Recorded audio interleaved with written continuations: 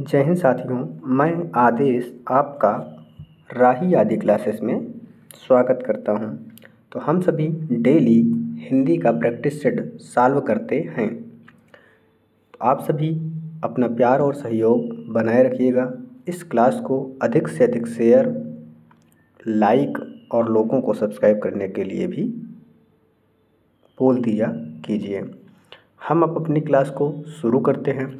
जहाँ पर भी सामान्य हिंदी पूछा जाता है, चाहे यूपी पुलिस हो, यूपी टेट हो, एसएससी जीडी हो, एस्टेट हो, चाहे बिहार पुलिस हो, कहीं पर भी जहाँ पर भी सामान्य हिंदी पूछा जाएगा वहाँ के लिए पर्याप्त है।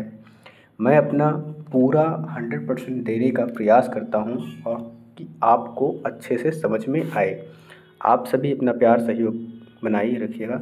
अब हम अपनी क्लास को देर न करते हुए शुरू करते हैं। हमारा आज का पहला क्वेश्चन है, उच्चारण के आधार पर व्यंजनों की संख्या कितनी होती है। तो हमें बताना है उच्चारण के आधार पर व्यंजनों की संख्या। व्यंजन की संख्या बतानी है, ना कि स्वर की।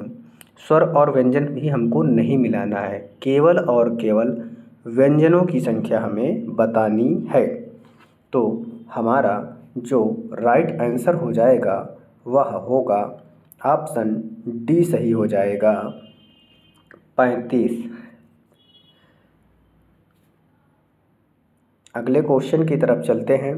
तो हमारा अगला क्वेश्चन है कि निम्नलिखित में शुद्ध वर्तनी का शब्द हमें छांटना है।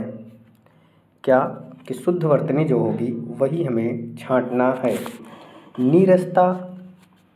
निरस्ता लिखा हुआ है जो कि गलत है, होता है नीरस्ता। बहुब्रीहि भी हमारा क्या है, गलत है। यह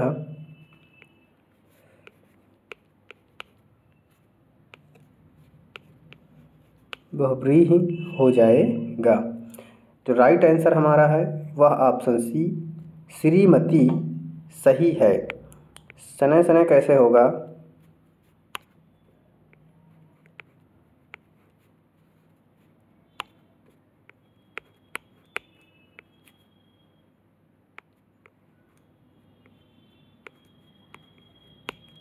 सने सने इस प्रकार से लिखा जाएगा। तो हमारा शुद्ध वर्तनी क्या है, श्रीमती। ऑप्शन सही है सी। इसके बाद हमें अगला क्वेश्चन हमारा क्या कह रहा है कि नेतृत्व शब्द के मूल शब्द में संज्ञा का भेद है। कौन सा हमें मूल शब्द बताना है। तो इसका मूल शब्द नेतृत्व जो है, अगर नेतृत्व के बारे में पूछा जाता तो यह भाववाचक संज्ञा होता, लेकिन हमें नेतृत्व का मूल शब्द क्या होगा, नेता होगा। क्या होगा, नेता। तो नेता कैसा है, जातिवाचक है, भाववाचक तो नहीं है, व्यक्तिवाचक भी नहीं है, समूह नहीं है।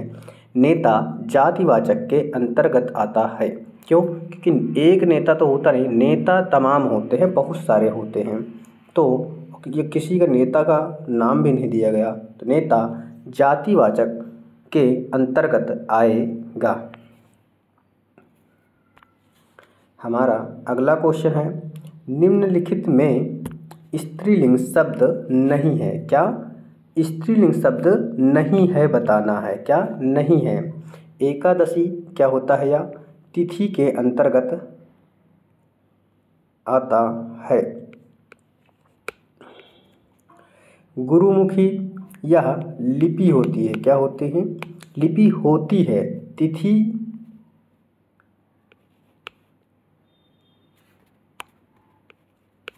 लिपि हो गया।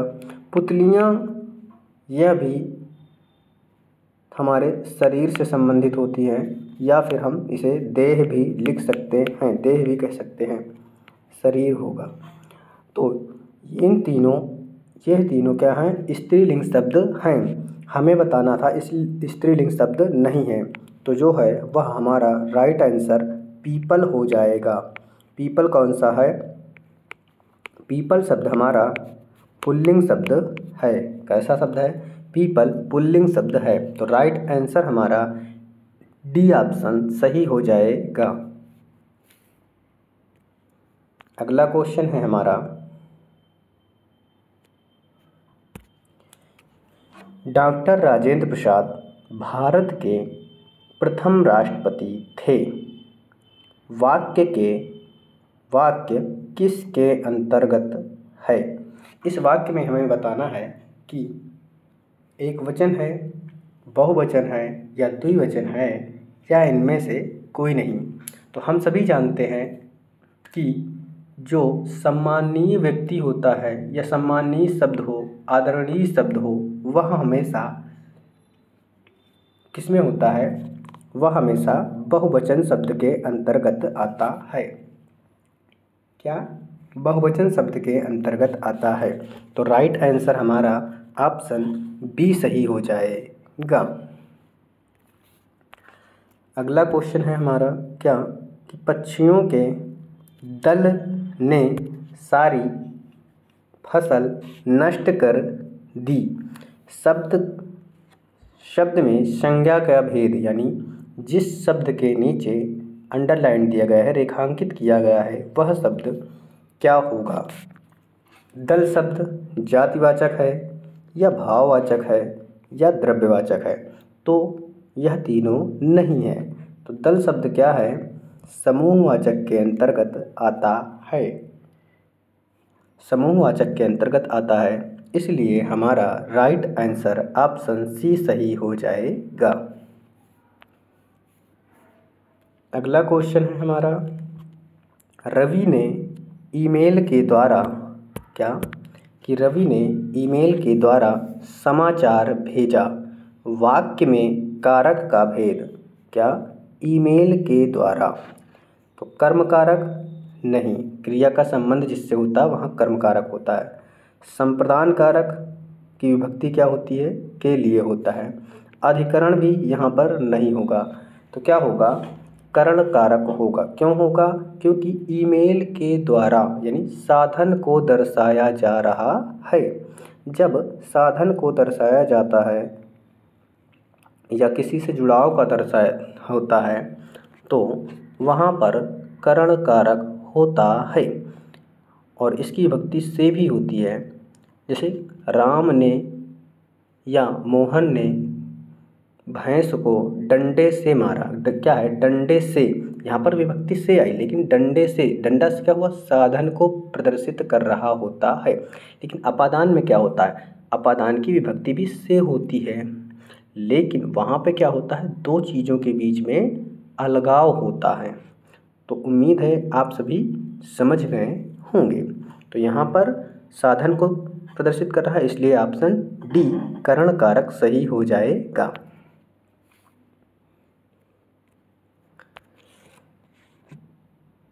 अगला क्वेश्चन है, वह 2 दिन के लिए अस्पताल में रहा। वाक्य में भेद है, यानी हमें क्या बताना है? संप्रदान कारक है, अपादान कारक है, संबोधन कारक है या करण कारक है? तो अभी बताया मैंने कि आया क्या है? के लिए विभक्ति आई है, के लिए कारक चिन्ह आया है। तो के लिए किसके लिए होता है?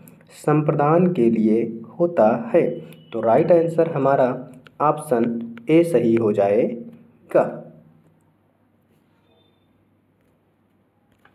अगला क्वेश्चन है, अगला क्वेश्चन क्या कह रहा है कि ईश्वर उसी का साथ देता है जो अपनी मदद आप करता है, यानी अपनी मदद अपने आप करता है।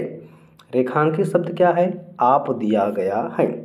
तो यह शब्द क्या है? निजवाचक सर्वनाम है या पुरुषवाचक सर्वनाम है या संबंधवाचक सर्वनाम है या निश्चयवाचक सर्वनाम है?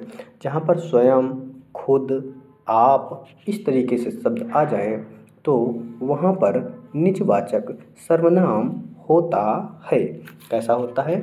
निजवाचक सर्वनाम होता है। कृपया आप सभी क्लास को पूरा देखा कीजिए, टाइम ना रहे थोड़ी सी स्पीड बढ़ाकर देखा कीजिए। तो हमारा यहाँ पर निजवाचक होगा।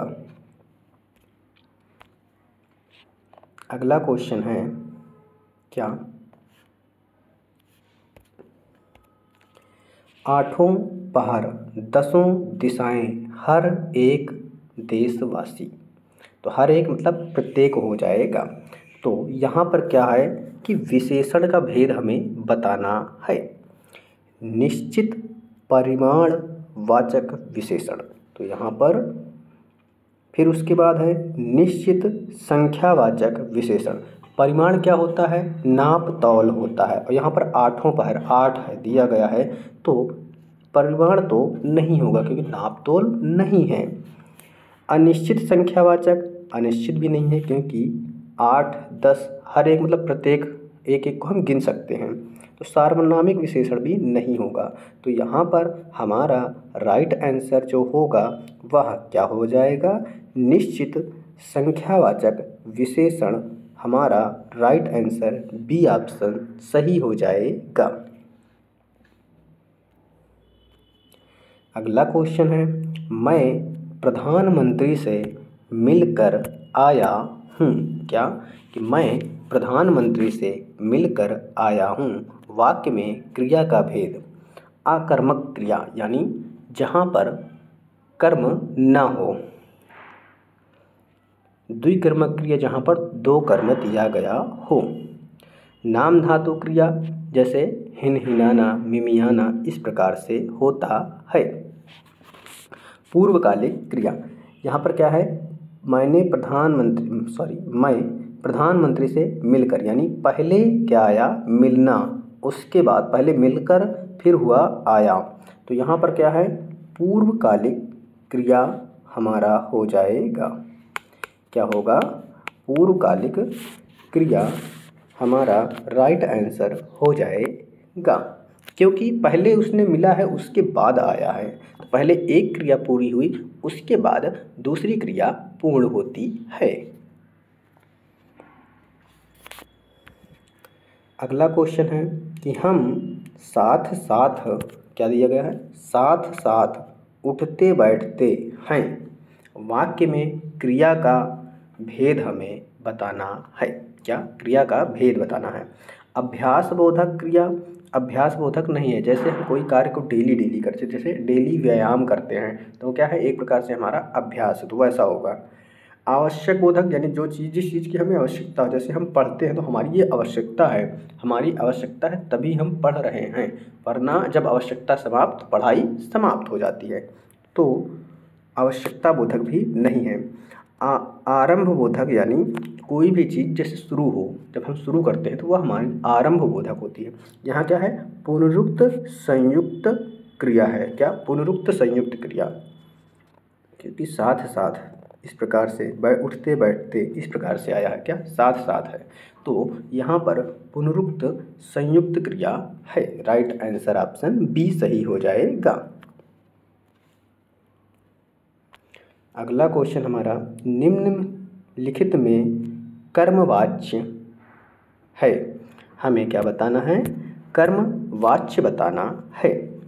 शिखा कहानी लिखती है।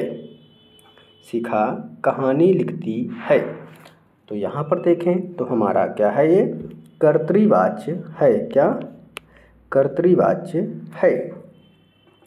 राजा द्वारा प्रजा को सुख दिया गया।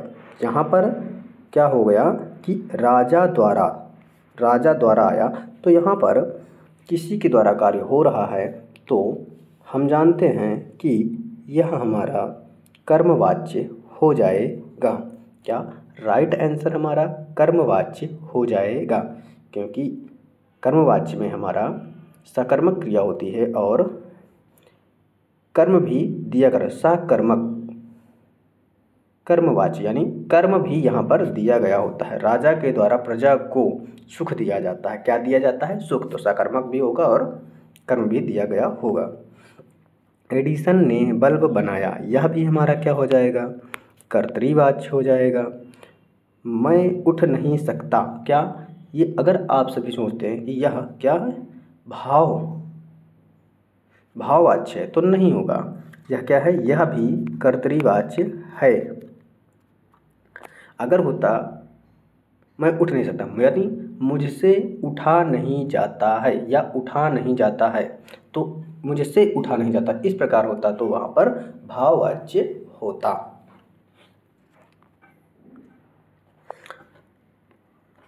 तो इस क्वेश्चन का राइट आंसर बी। अगला क्वेश्चन क्या है, निम्नलिखित में हेतु हेतुमद भविष्यकाल हमें बताना है। क्या, हेतुमद भविष्यकाल।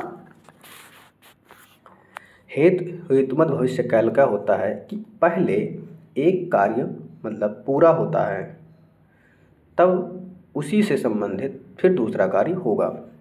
तो बच्चा घर आया, तो यह सामान्य वर्तमान काल हो जाएगा। क्या हो जाएगा, सामान्य वर्तमान काल। और हमसे पूछा है हेतुमद भविष्यकाल। शिक्षक आए हों, क्या, शिक्षक आए हों, यह भी नहीं है। आए हों यानी कि भूतकाल की बात कर रहा है। बच्चे खाना खाकर सो गए होंगे, खाना खाकर सो गए होंगे, ये क्या है, सो गए होंगे। हमें संभावना पे है, संभावना प्रकट किया जा रहा है, तो संभावना है तो संभाव्य भविष्यकाल हो जाएगा। तो हमारा राइट आंसर क्या होगा, रेलगाड़ी आए, जब रेलगाड़ी आएगी तब यात्रा करूँगा, यानी एक चीज़ आने के बाद दूसरा उस पर डिपेंड है। तो हमारा राइट आंसर क्या हो जाएगा, ऑप्शन ए सही हो जाएगा। अगला क्वेश्चन है कि अपभ्रंश को प्राकृताभास किसने कहा है, यानी अपभ्रंश को प्राकृताभास हिंदी किसने कहा है। तो यह हमारा जो राइट आंसर होगा, डायरेक्ट पूछा गया है, तो रामचंद्र शुक्ल जी हैं। कौन हैं, आचार्य रामचंद्र शुक्ल जी हैं। Right answer option C. अगला क्वेश्चन है, अपभ्रंश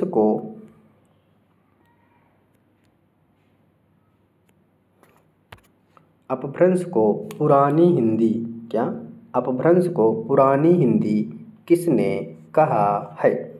तो आप सभी याद रखिएगा, right answer B, Chandradhar Sharma Guleri. क्या, चंद्रधर शर्मा गुलेरी जी ने अपभ्रंश को पुरानी हिंदी कहा है। अगला क्वेश्चन है कि निम्नलिखित में आघोष और महाप्राण क्या पूछा गया है।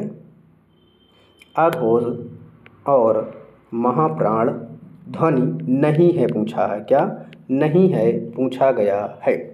तो आप सभी जानते हैं आघोष के अंतर्गत पहला और दूसरा वर्ण आता है, और क्या आता है, तीनों सा आता है, तीनों सा आता है। और महाप्राण के अंतर्गत क्या आता है, दूसरा और चौथा वर्ण आता है। और क्या आता है महाप्राण के अंतर्गत, यहाँ पर भी तीनों सा और हा आता है। तो अब आप सभी ये देखना कि पहला, दूसरा और दूसरा चौथा, और इन सभी शब्दों में यानी तीनों सा और हा में ऐसे वर्ण नहीं होने चाहिए। तो ये भी हमारा दूसरा वर्ण हो गया खा, दोनों में कॉमन है, आघोष और महाप्राण भी है। छा, ये भी दूसरा वर्ण हो गया। सा, दोनों में कॉमन है। तो हमारा राइट आंसर ऑप्शन डी सही हो जाएगा। अगला क्वेश्चन है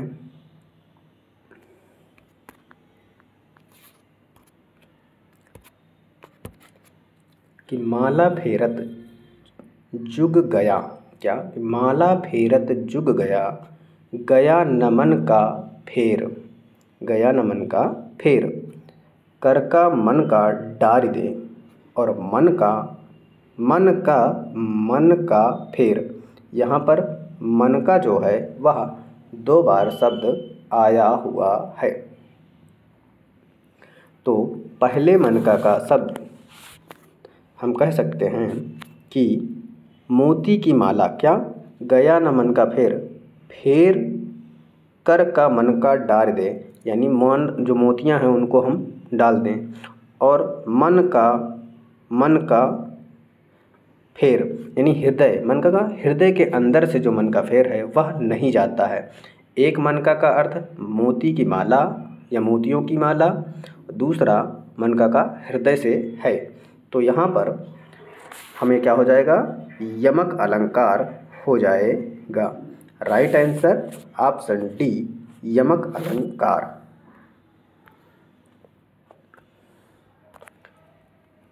हमारा आज का लास्ट क्वेश्चन है क्या कि एक रम्य उपवन था, नंदन वंशा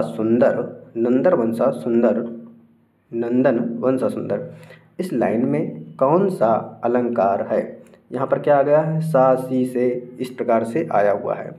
तो हम सभी जानते हैं कि यहाँ पर जब वाचक शब्द आ जाए तो हम किसी भी लाइन का अर्थ निकाल पाते हैं, अच्छी बात है। नहीं निकाल पाते हैं तो कोई बात नहीं है, वाचक शब्द से हम पकड़ लेते हैं कि कौन सा अलंकार है। तो यहाँ पर उपमा अलंकार हो जाएगा। उत्प्रेक्षा अलंकार के भी मनु मानो जन जानो इस प्रकार से वाचक शब्द होते हैं, तो हम ये भी पहचान लाएंगे। विरोधाभास अलंकार में विरोध नहीं रहता है। क्या? विरोध न होते हुए भी विरोध को दर्शाया जाता है, तो वह हमारा विरोधाभास अलंकार हो जाता है।